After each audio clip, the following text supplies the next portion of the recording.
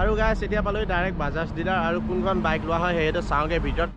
এইফালে দেখিছে NS 125 আৰু এই বাইকখন এতিয়া পচন্দ হৈছে। আৰু এইফালে চাওক NS 125 এতিয়া ৰাইড কৰি ঘৰলৈ লৈ আনিছোঁ। বাইকখন কি মজা বাইক কৈছে ন, ৱাও।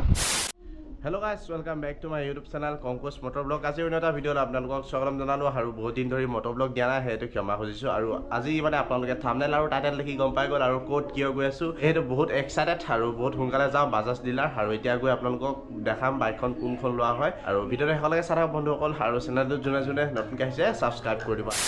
আৰু গাইছ এতিয়া পালোঁ ডাইৰেক্ট বাজাজ ডিলাৰ আৰু কোনখন বাইক লোৱা হয় সেইটো চাওঁগে ভিতৰত। বাইক বহুত আছে, NS ল'ম বাৰু, NS। আৰু সেইটো চাওঁগে কোনখন বাইক লওঁ। বৰ্তমান ইয়াৰ ভিতৰতে বাইক এখন ল'ম, সেইটো ইয়াতে চাই আছোঁ আমি বাইক এখন। NS 200 আৰু N125 নিউ মডেল, এইটো আপোনালোকক ভিডিঅ' বনাই দেখাইছিলোঁ। আৰু এইফালে আছে NS 125 আৰু এই বাইকখন চইচ কৰা হ'ল এতিয়া আমি সকলোৱে। আৰু গাইছ বাইকখন চিলেক্ট কৰা হৈ গ'ল।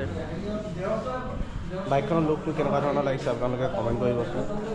আৰু এতিয়া বাইকখন ডিলাৰৰ পৰা ধুনীয়াকৈ ওলাই আনিলোঁ আৰু এতিয়া চলাইছোঁ, কি কমফৰ্ট লাগিছে কৈছোঁ ন NS 125। আৰু কালাৰটো কেনেকুৱা ধৰণৰ লাগিছে আপোনালোকে কমেণ্ট কৰি জনাওকচোন।